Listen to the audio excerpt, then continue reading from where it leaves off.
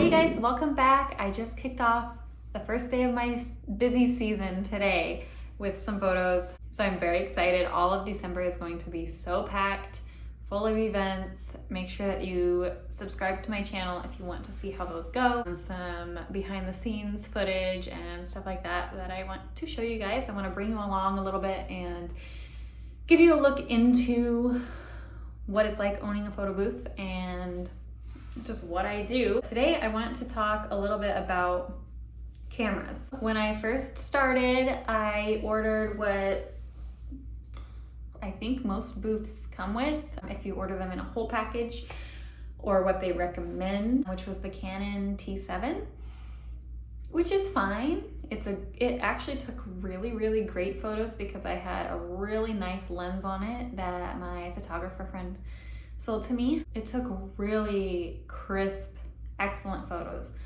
But here's the thing, and I think that a lot of people run into this, and I don't know if they have ever found out what the actual issue was. So many booths would freeze up and kind of shut down in the middle of an event, and that's embarrassing. I've talked to other people who own photo booths and that's been a problem, but it started happening to me just kind of out of nowhere, and I was like, what in the world? I could not figure out. It would say it couldn't focus or something, and I was like, why is this happening? I was thinking about it. I was like, oh, focusing, how many focus points does this camera have? It didn't have very many. So I looked into cameras with more focal points, but the thing is, if you're taking more than one photo, so say some people just want the one photo, and you're probably gonna be fine with the T7 because you focus on where they're at and it takes the photo, and it's probably gonna be fine. But if you want 2, 3, 4, 6 photos, it's gonna be an issue because there's only so many points where it focuses. And if the person's face is not in that spot, or if they move a little bit, it's not gonna be able to focus. And then it won't even take the photo, or it takes the photo and it's blurry. And that's just as bad. So I looked into cameras and I end up getting myself a Canon mirrorless camera with facial detection.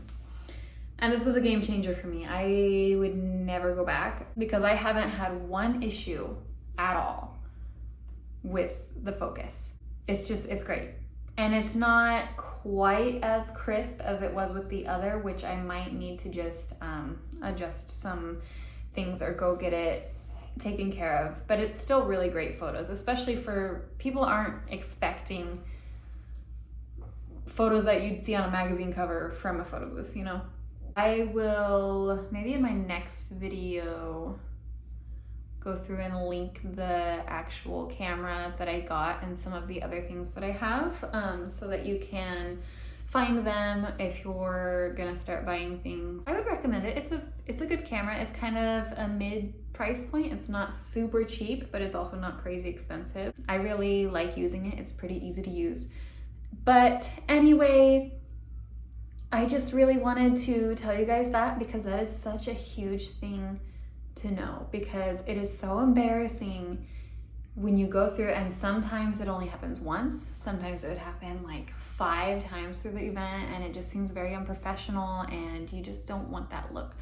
So I changed it to that camera, haven't had any issues. I told the other booth owners, hey, this is what I did.